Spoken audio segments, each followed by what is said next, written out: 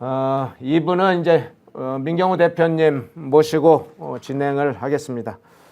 민경우 대표님하고는 오늘 국회의원 분석을 좀 하려고 그래요. 운동권 출신의 국회의원들 분석을 좀 자세히 해보려고 합니다. 대체 21대, 22대 운동권 출신들은 지금 어떤 성향으로 어떤 특징, 어떤 정체를 가지고 있는지 좀 살펴보려고 합니다. 운동권 출신 국회의원들이 많이 알려져 있긴 하지만 실제로 이제 구체적으로 그런 부분에 대해서 조목조목 한번 분석을 해보려고 합니다. 지금 이 스파이 외전 이게 2인데요. 스파이 외전 민경우 대표께서 지금 저자이신데 이 스파이 외전이 최근에 발간됐습니다. 그래서 각 서점에서 지금 판매가 이루어지고 있습니다. 물론 인터넷 서점, 뭐 인터넷 교보나 인터넷 예스24나 뭐 알라딘 뭐 여러 서점에서 판매가 되고 있죠. 저는 이제 교보문고에 샀는데 교보문고에 가니까 책들이 좀 꽤 많이 나갔는지 10권밖에 교보문고에 없더라고요. 그리고 책이 이렇게 평균적으로 쌓여 있는 부분에 많이 줄어들어 있더라. 예, 그런 장면인데, 예, 민경우 대표님 오셨습니다. 안녕하세요, 민경우입니다. 예. 교보문고에요 가니까 이게 인기가 지금은 있나 봐요. 아, 그래요? 지금 뭐 소식 들려오는 소식 있습니까? 스파이 외전 1이 좀 팔렸고요. 예. 스파이 외전 2는 약간 고전 중이라는 얘기를 들었는데 뭐 고전에? 지금은 잘 모르겠어요. 예. 예. 그런데 영풍문고에는 없더라고요. 그래요? 예. 그러니까 아직 서점가에 물론 이제 나온 지가 그렇게 오래되진 않았기 때문에 왜 영풍문고는 조금 교보보다는 항상 조금 늦으니까 좀 늦을 수 있습니다만 제가 영풍문고도 가보고 그랬거든요. 예. 그런데 어쨌든 서점에는 스파이 외전 1은 한 권은 있는데 스파이 외전 2는 아직 안 들어와 있고 교보문고만 들어와 있더라. 그래서 그것도 영향이 좀 매대에 있느냐 없느냐에 따라서 영향을 받으니까 네, 그렇겠죠. 예, 그 부분도 좀 참고를 해주시면 좋겠습니다. 예, 분석 좀 시작해 보겠습니다. 민주당 국회의원 중에 운동권 출신 중심으로 한번 다뤄볼 텐데요. 전체적으로 운동권 출신 국회의원이 얼마나 되는지 어떤 특징을 가지고 있는지 이 부분을 살펴보겠습니다. 좀 띄워주시죠. 예, 우리 민경우 대표님께서 좀 쭉 저 자료를 기초로 해서 설명을 좀 해주시죠. 먼저 22대, 그러니까 이번 국회를 다뤄야 되는데 이번 국회나 지난 국회나 비슷하기 때문에 21대를 주로 다뤘고요. 21대 국회의원 중 특히 운동권은 대부분 민주당에 있기 때문에 민주당 국회의원 163명을 중에서 70명을 대상으로 했습니다. 다소 애매한 게 있긴 한데 뭐 큰 차이는 없기 때문에 민주당 국회의원 163명 중에 운동권 출신 70명으로 놓고 특정을 한다면 먼저 규모가 어떻게 되냐면 163분의 70이니까 42.9%입니다. 이 42.9%라는 건 어마무시한 수치입니다. 그래서 좀 비유를 하자면 80년대 초반에 11대 국회의원, 저게 81년 선거였나 그런데요. 민정당 그냥 그러죠. 민정당 그러죠 보통. 전두환 대통령의 집권 여당이었던 민주정의당이 160명 중 3사, 6사, 해사, 공사를 합쳐서 29명으로 당시 18.1%였습니다. 군부 정권이라고 하는 정당에도 군인 출신들은 실제로 18.1%다. 그것 좀 계속 띄워놔주세요. 그러니까 우리가 흔히 이제 군부 그러고 최근에까지 그 영화로 제작이 되고 있는데 그래 봐야 전두환 군부 독재 정권에서 3사 출신 그거를 물리적으로 인적으로 뒷받침할 수 있는 3사 출신의 규모는 18.1% 정도였는데 운동권이 42.9%니까 이건 2배가 넘는 수치죠. 압도적으로 많네요. 예, 어마무시한 수치입니다. 그리고 실제로는 확인된 운동권 출신이지만 지하 어떤 조직에서 활동했던 사람들은 신분이 외부에 잘 공개가 안 되기 때문에 실제로 42.9%보다 훨씬 많은 가능성이 있죠. 훨씬까지는 아니라도 더 많죠. 그러니까 많으면 많지 적지는 않습니다. 운동권 과잉 팽창 국면이고요. 두 번째 넘겨주시면 권력 독점이 아주 우려되는 바인데요. 그러니까 국회에 들어가서 살펴보니까 16대에서 20대까지 저건 잘못됩니다. 20대까지 조사를 해보면 국회의원들의 40대 국회의원이 24.2%, 50대, 60대를 합쳐서 70.8%, 그다음에 70대가 1.8%인데 22대 국회가 어떻게 됐냐면 40대 국회의원이 10%니까 약 14%가 빠졌잖아요.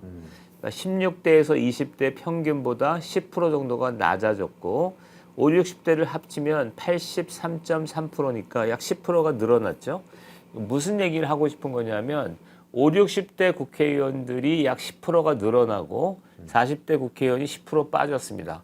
30대는 그렇다 치더라도 40대가 사회 중추라고 할 수 있는데 40대 국회의원이 빠지고 그다음에 586 국회의원들이 지금 장기 독점이 이루어지고 있는데 저 수치가 적어도 10년은 당겨져야 된다고 저는 봅니다. 그러니까 10년, 그러니까 10년 정도는 586의 독점이 물리적 독점이 계속되고 있다 이렇게 볼 수 있는 거죠.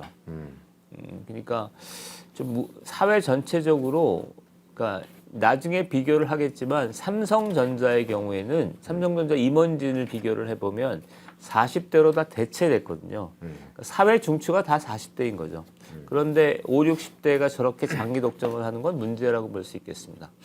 예, 한번 넘겨주시죠 자료를. 세 번째 이제 예. 구체적인 특징인데요. 문사철이라고 옛날에는 문사철이란 말을 아주 많이 썼는데 최근에는 잘 안 쓰긴 하지만 문학, 사학, 철학 이런 거고요. 예. 굳이 이제 문과를 비교하자면 비법 상경, 그러니까 법대나 행정학과, 그다음에 상경, 경제학과, 경영학과를 뺀 뭐 그 비법, 법대나 상경 계열이 아닌 문사철. 여기는 정치학과, 사회학과 등이 포함됩니다. 그게 얼마나 되냐를 따져봤더니 그러니까 운동권 국회의원 70명 중에서 38명입니다.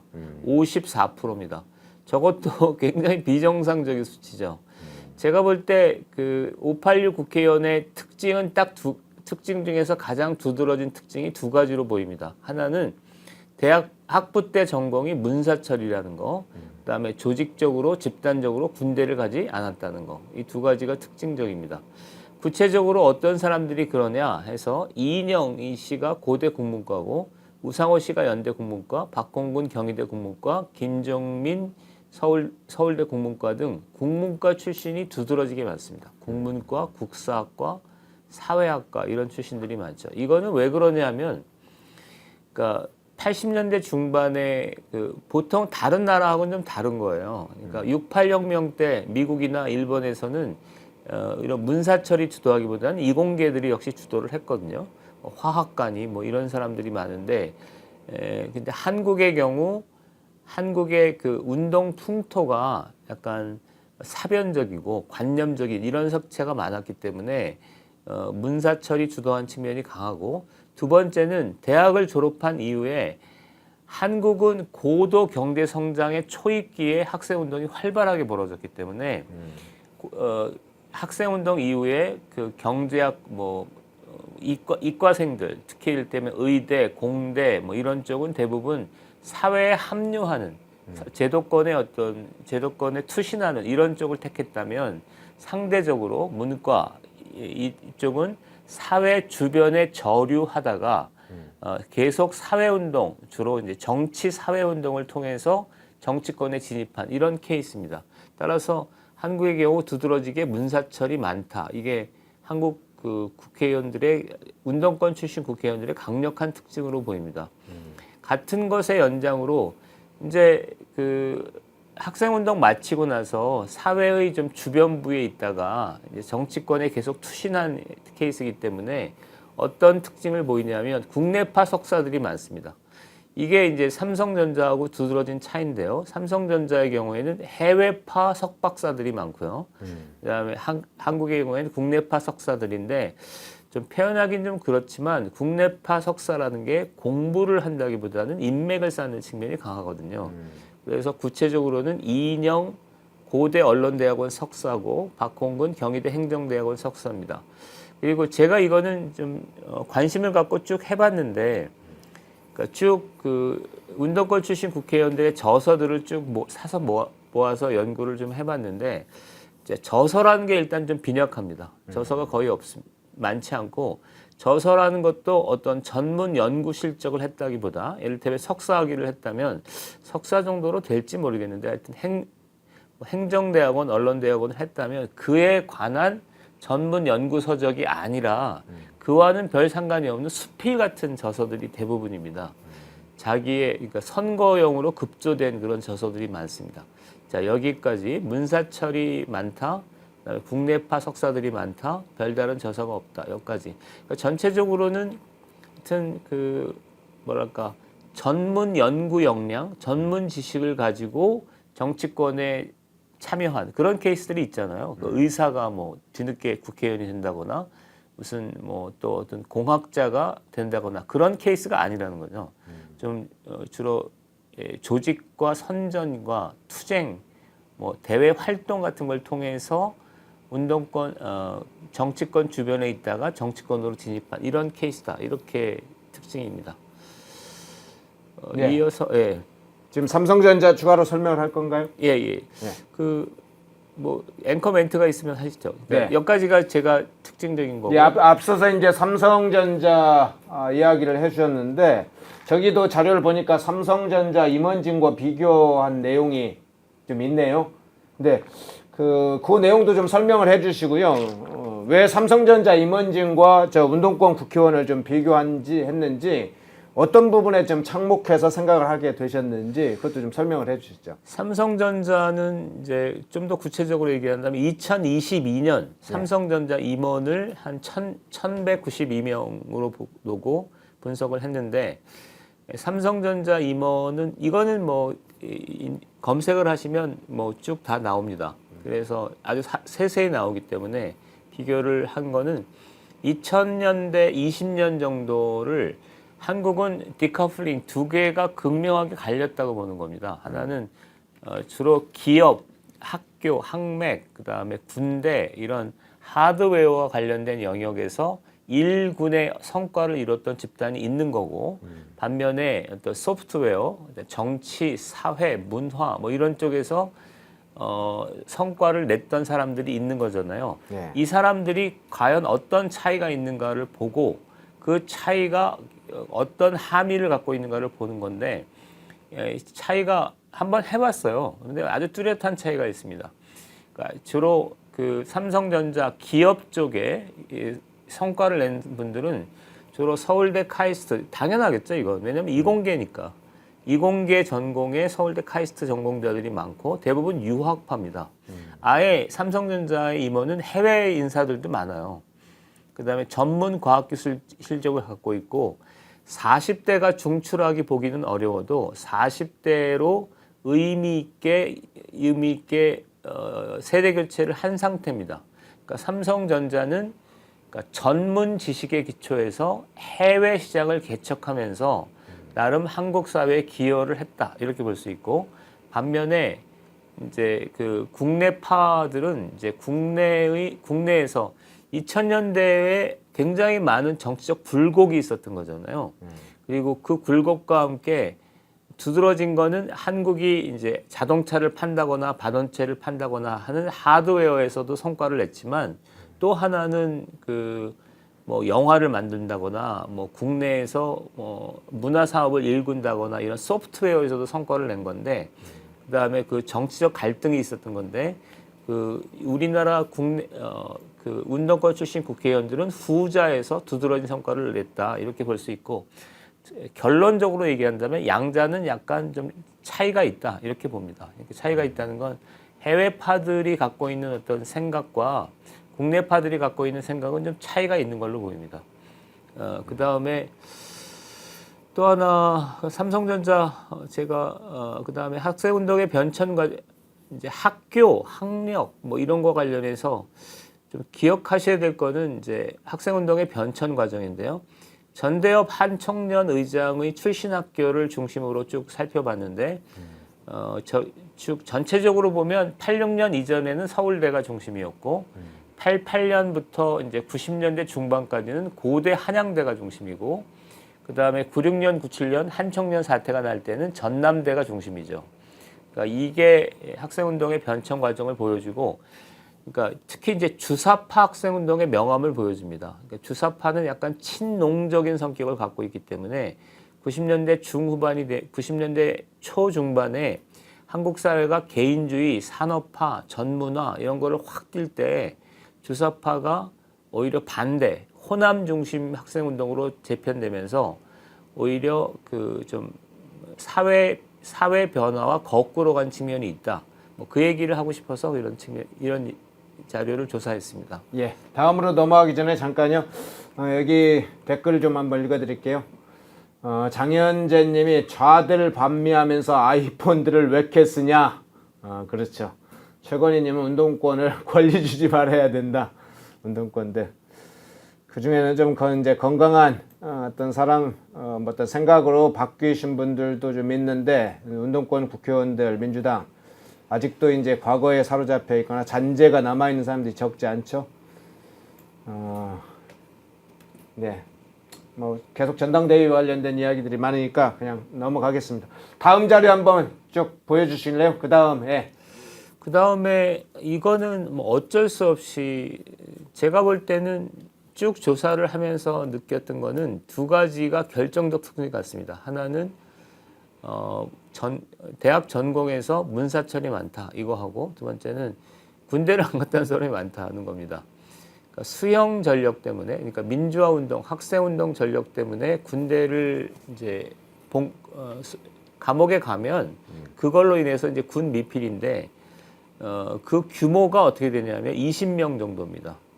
송영길, 윤호중, 이인영, 이하경, 유기용, 김경엽, 이규민, 이원욱, 김민석, 정청래, 박홍근, 신동근, 김한정, 김성주, 신정은, 송갑석, 최인호, 진성준, 고용인, 정태호, 서동영, 오기영, 윤영덕, 그다음에 이동주 이런 정도니까 여러분이 그러니까 어지간하게 들어봤던 대부분의 운동권 출신 국회의원들은 군대를 안 갔다 왔다고 보시면 됩니다. 거의 다. 왜냐하면은 그 당시에는 하도 수용자가 많으니까 두 가지 특징이 있어요. 하나는 옛날 같았으면 감옥에 가면 그러니까 군대에 그냥 보내버리거든요. 이게 강제 징집이기도 하고 뭐 그런 거기도 한데 그런 게 아니라 감옥에 갔다 오면 빨리 내보내주기도 하고 그 다음에 적당히만 살면 군대를 안 보냈기 때문에 저렇게 많은 군 미필자들이 있습니다. 그 중에 이제 정청래 씨도 있고 뭐 그런 거죠. 이인영 씨 뭐 그러니까 그 다음에 기타 고향을 예로 든다면 호남 자기의 이제 원 고향이 호남 출신이 27명, 부산 경남 10명, 서울 경기 인천 15명, 충남북 11명, 대구 경북 없고 강원이 4명, 제주가 1명인데요. 호남이 압도적으로 많죠. 그건 당연한 거로 보입니다. 왜냐하면 왜 호남 출신들이 이렇게 타 지역에 비해서 상당히 많기도 하고 서울 출신들은 적지 않게 서울 소재에 있는 대학들 나온 사람들이 많을 텐데 뭐 출신 고향으로 보니까 호남 출신들이 부산, 경남, 서울, 경기, 인천 합친 것보다도 많네요. 그러네요. 네. 규모가 상당한데 이 두 가지 이유 때문에 그렇습니다. 하나는 워낙 어렸을 때부터 호남 쪽은 학생운동 또는 사회운동에 영향을 받아서 어렸을 때부터 의식화된 경우가 많고 그래서 저도 이제 겪어보면 가령 뭐 한양대다 그러면 한양대는 서울 출신처럼 보이지만 원래 고향은 다 호남이에요. 저도 이제 감옥에 있을 때 그 조사를 해보면 대학은 서울에서 나왔는데 그 대부분 고향은 호남인 경우가 아주 많았어요. 그러니까 원래 고향이 호남인 경우가 많고 대학을 서울에 있는 대학으로 나왔을 뿐인 거고 그다음에 두 번째는 아무래도 그 민주당이 호남에서 많이 당선됐기 때문에 호남 출신들이 호남에 많이 지원을 했을 거고 출마를 했을 때 당선될 가능성이 높기 때문에 그런 거를 통해 보면 호남 출신이 많은 건 당연해 보이는데 그럼에도 불구하고 좀 많은 것 같긴 했습니다. 27명이니까 서울, 경기, 인천보다도 2배 정도 많은 거니까. 인구로만 보면 서울, 경기, 인천이 얼마인가요? 지금 대략 한 서울 전체 인구의 절반 정도 가니까 2천 500만 명 정도 잡으면 2,500만 명 중에 서울, 경기, 인천 15명이었는데 호남 인구가 몇 명인가요? 한 500만 되나요? 뭐 합산하면 정확하게 별로 안 모르겠습니다. 되죠. 그런데 호남 거기 출신은 27명이나 되네요. 인구의 비례에서도 그렇고 지역 규모에 비해서도 그렇고 여러 가지로 볼 때도 압도적으로 호남 출신들이 민주당 국회의원 출신들 중에 운동권 출신 중에는 압도적으로 많군요. 제가 이건 좀 덜 주목한 것 같은데 한번 해봐야 되겠네요. 그러니까 학생운동이 호남 중심으로 점점 편제되는 것과 국회의원들이 호남 출신이 많은 거는 좀 뚜렷한 상관관계가 있어 보입니다. 그렇습니다. 예. 뒤에 한번 좀 넘겨보 주실래요? 예. 정리를 좀 그러면 해주시면 좋겠네요. 정리를 해보죠. 규모, 결속력, 조직력과 행동력에서 특별한 역량을 통해 지난 20년간 한국 정치를 장악해온 특별한 집단으로 보입니다. 규모가 42점, 그러니까 민주당 국회의원의 한 40%대니까 규모에 비해서 상황을 압도하고 있다고 볼 수 있고, 말이 40%지, 그러니까 좀 활동력이 있는 사람들이기 때문에 여러분들이 TV 뉴스에서 보시는 대부분이 운동권이라고 보시면 됩니다. 그 다음에 두 번째 어떤 특징이 있냐? 다른 집단을 몰아낸 거죠. 특히 40대를 몰아낸 걸로 보입니다. 향후 한국의 발전 과정에서 이게 아주 불행한 일이 될 가능성이 있겠죠. 그러니까 40대가 5, 60대의 장기 독점이 이어지면서 40대가 구조적으로 배제되기 때문에 향후 한국 정치, 한국 사회가 좀 고령화될 가능성이 높고요. 그 다음에 40대만 배제됐느냐 아니면 정치와 선전 문화 부분의 성과를 바탕으로 기업, 군부, 관료 등 전통적인 집단을 압도했다.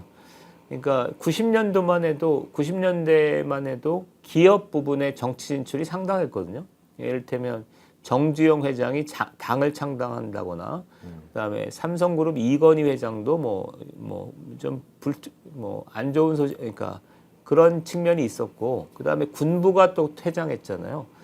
관료는 여전히 그 중요한 인적 풀이긴 하지만 결국 전체적으로 보면 90년대 초반의 경우에 보면 군부와 관료가 중심이 된 어떤 시대가 있었고, 90년대 초중반에 기업들이 정치권에 진출하려고 하다가 2000년대 한 20년부터는 학생운동 출신들이 상황을 독점해 왔던 이런 역사로 정리해 볼 수 있겠습니다. 그 다음에 그래서 2020년간 무려 20년간 한국 정치를 독점을 해왔는데 이거는 전체적으로 보면 한국 정치의 관점에서 보면 좀 불행했던 과거가 아닐까? 그래서 운동권 청산 문제가 지금 집중적으로 노정되고 있는 거고, 그다음에 특징은 어떤 특징이 있냐? 하나는 문사철이고 국내파 석사들이고 이론과 과학보다는 조직과 선전, 행동력을 중심으로 한국 사회를 장악했던 특이한 집단이고요. 그다음에 이것이 어떤 결과를 낳냐면 이념화된 진영 정치, 그다음에 선악 주도의 비실용주의 정치를 주도했다고 저는 생각합니다. 그리고 이것이 이재명 체제를 뒷받침하는 21대 국회에서 이재명 체제를 뒷받침했다 이렇게 봅니다.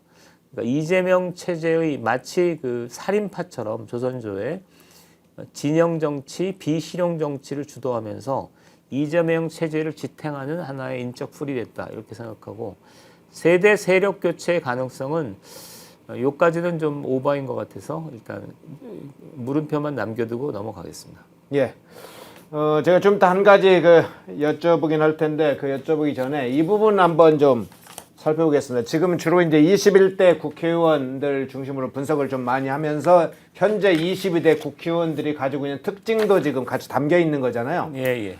근데 이번 총선에 출마를 했던 사람들 중에 구체적으로 알만한 사람들이 다 있는데 지금 22대 국회의원들 관련해서는 다시 이제 사후적인 조사가 좀 필요하겠습니다만은 당선은 안 됐습니다만 이번에 출마했던 화성을에 출마했던 공영훈 씨 기억하십니까? 예. 현대자동차 예. 전략기획팀 사장 공영훈. 거기에 이제 민주당 후보로 출마를 했지만 당선은 이제 이준석 개혁신당 후보가 당선이 됐죠. 그런데 만일 이제 이 공영훈 후보 같은 경우도 만약 당선이 됐다고 가정을 하면 그 공영훈 씨가 기업인으로 지금 알려져 있잖아요. 예. 근데 학생운동을 지하에서 세게 한 사람이라고 그래요.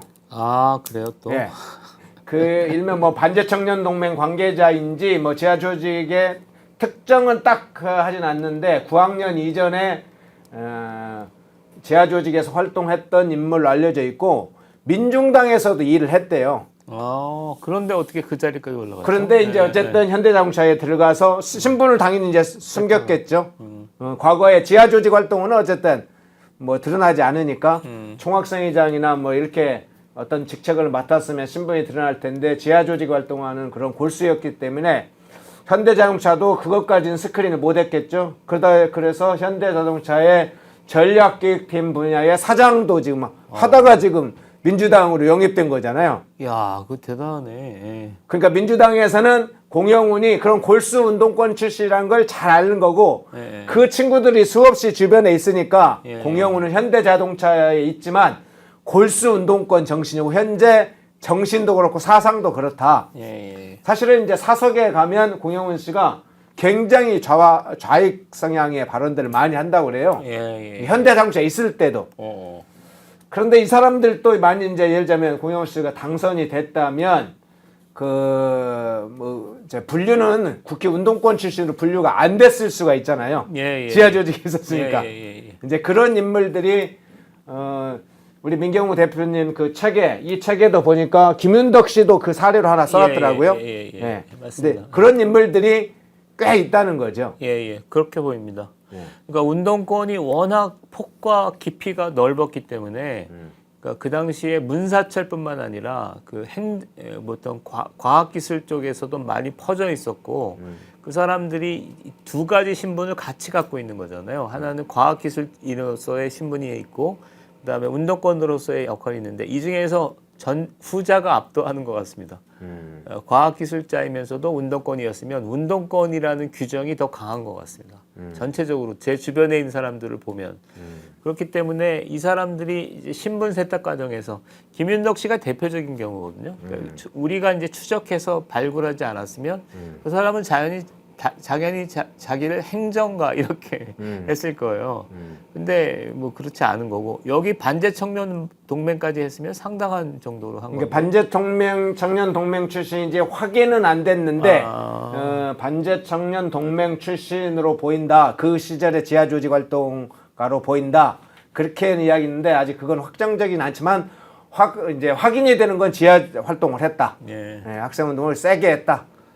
그리고 사회에 나와서 민중당에서도 활동을 했다. 여기까지는 확인이 된 거죠. 아니 이 정도면 그러니까 역사 기록 차원에서 자기의 과거를 얘기를 해줘야 돼요. 그러니까 반제 청년 동맹이면 저거 주사파 혁명 조직인데, 근데 그것조차를 확인을 안 해주면 30년 전에 있었던 일을 확인을 안 해주면 그건 뭐 역사라는 걸 우습게 보는 거죠. 그러니까 적어도 그러니까 우리가 이제 30년 전의 일은 그냥 모른 척 하겠다라는 것을 전제로 하고서라도 비밀이라도 이건 반제 청년 동맹은 민혁당하고 거의 같은 걸로 보이는데 같은 거나 그런데 전신으로 이제 보이는데. 그게 그래서 확인을 좀 필요한데 이제 지하 조직 활동이라 그 반제 청년 동맹인지 다른 유사 조직인지는 확인이 필요한데 성향은 또 NL 그 주사파 성향보다는 PD 노동해방 또 성향이 일부 있었다고 그래요. 그러니까 지하 조직 활동을 했는데 어느 조직의 끈이 다 사부 활동가 조직에 있었는지 그 부분은 이제 추가적으로 확인이 좀 필요한 부분이긴 합니다. 더불어서 이제 하나를 조금 덧붙이면 대기업 임원들이 있잖아요. 통상적으로 이제 홍보 담당이라든가 대기업의 이런 사람들을 쭉 만나 보면 이런 이야기를 가끔 주변에서 한다고 그래요. 그러니까 보수 성향, 우파 성향의 예를 들자면 매체든 뭐 다른 데든 이렇게 광고를 할 때 그런 우파 성향, 보수 성향의 관련 업체한테 광고를 주면 졌다고 공격당하고 좌파 성향에 관련된 업체나 매체한테 광고를 안 주면 안 졌다고 공격당한다. 그래서 상당수의 사람들이 대기업 임원들이 좌파 쪽에 많은 사실상 드러나지 않게 지원한다는 거예요. 예. 근데 왜 그렇게 지원을 하냐면 앞에 이야기도 있지만 임원들 중에 적지 않은 숫자들이 운동권 출신이다 보니까 예. 실제로 그렇게 좌파 지원에 주지 않으면 욕도 먹고 예. 과거에 전력도 있고 이런 얘기도 좀 꽤 적지 않게 돌고 있습니다. 그렇습니다. 어제 저도 이제 이거 밝혀야 될지 모르겠는데 과거 기록들을 쭉 추적하다 보니까 민추이라고 있어요. 예. 85년 4년 5년도에 한국 학생운동을 쥐락펴락했던 민주화 추진위원회라는 조직인데 예. 거기에 보니까 이게 확인을 해봐야 되나? 근데 그 이응구 대법관 이런 이름들이 그냥 나와요. 그러니까 옛날에 학생운동하던 사람들이 다 뭐 법조계도 가고 검사도 가고 이런 거예요. 대법관도 가고 과학기술계도 가고 심지어 운동권 대통령도 되고 이런 거죠. 뭐. 그러니까 그런 얘기들을 좀 투명하게 할 수 있는 상황이 좀 빨리 해야 되고 그다음에 본인들도 그거를 앞당기기 위해서 좀 노력을 하셔야 될 거라고 저는 봅니다. 예. 21대, 22대 국회의원, 운동권 국회의원, 민주당 운동권 출신들 국회의원들 좀 분석을 해봤습니다. 특히 21대 국회의원들 중에는 어느 정도 규모로 지금 운동권 출신이 있는지 드러난 것만 확인한 것입니다. 추가적으로 앞서 얘기했던 것처럼 뭐 공식적으로 확인된 직함이나 직위를 갖지 않았던 그런 지하 조직에 활동을 했던 사람들은 사실은 확인이 안 되기도 하고 본인이 학생운동을 했다는 걸 숨기는 경우도 적지 않아서 그러니까 본인의 덕이 들 때는 학생운동에 참여했다 하고 나중에 지하 조직에 이런 활동했다는 것이 알려지면 흠이 될까봐 그런 거 덮는 거죠. 이제 그래서 운동권 분석을 좀 해본 건데 그 규모를 좀 봤고 특징들을 좀 살펴봤습니다. 예. 요거 좀 정리하면서 마지막으로 뭐 하고 싶은 이야기 있어요? 운동권 규모가 그러니까 아까 얘기했던 것처럼 체계적으로 약간 은폐된 측면이 있기 때문에 생각보다 규모가 크고 전방위적으로 확산돼 있고 그런 걸로 보입니다. 그래서 이거는 뭐 정치적인 차원을 떠나서 역사적이고 어떤 기록을 남긴다는 차원에서 뭐 차분하게 좀 조사를 할 필요가 있겠다 이렇게 생각합니다. 네.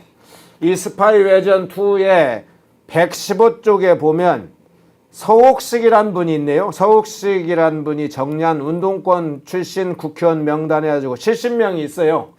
여기에 1, 2, 3, 4 해가지고 제일 먼저 올라온 게 서른입니다. 서른 5선 53년생 고려대 학생운동, 송영길 5선 63년생 연세. 주로 상당히 학생운동을 중심으로 찾았던 것 같아요. 근데 학생운동 말고도 사회에 나와서도 사실은 좌파활동한 사람들 적지 않은데 이렇게만 찾아도 70명이 찾아지더라. 이런 거죠. 예, 115쪽 보면 명단이 있습니다. 이 책 보시면 아주 핵심적으로 여러 가지 재밌는 장면들이 나오는데 이 책 가지고 좀 몇 번 할 텐데 오늘은 21대, 22대 운동권 국회의원 분석을 좀 해봤고요. 모두가 숨죽이고 침묵하던 시절 펜앤마이크는 앞장서 자유와 민주를 외쳤습니다. 자유파 정권 탄생을 위해 싸웠습니다.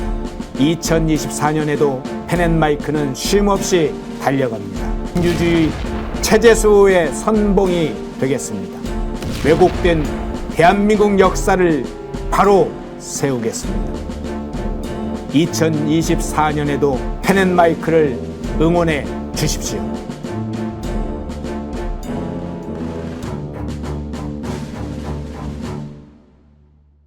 인터넷 검색창에 펜앤마켓을 검색해주세요. 펜앤마켓은 펜앤드마이크 구독자분들을 위한 종합 쇼핑몰로 좋은 상품으로 온라인 최저가를 목표로 하는 마켓입니다. 많은 관심과 사랑 부탁드립니다.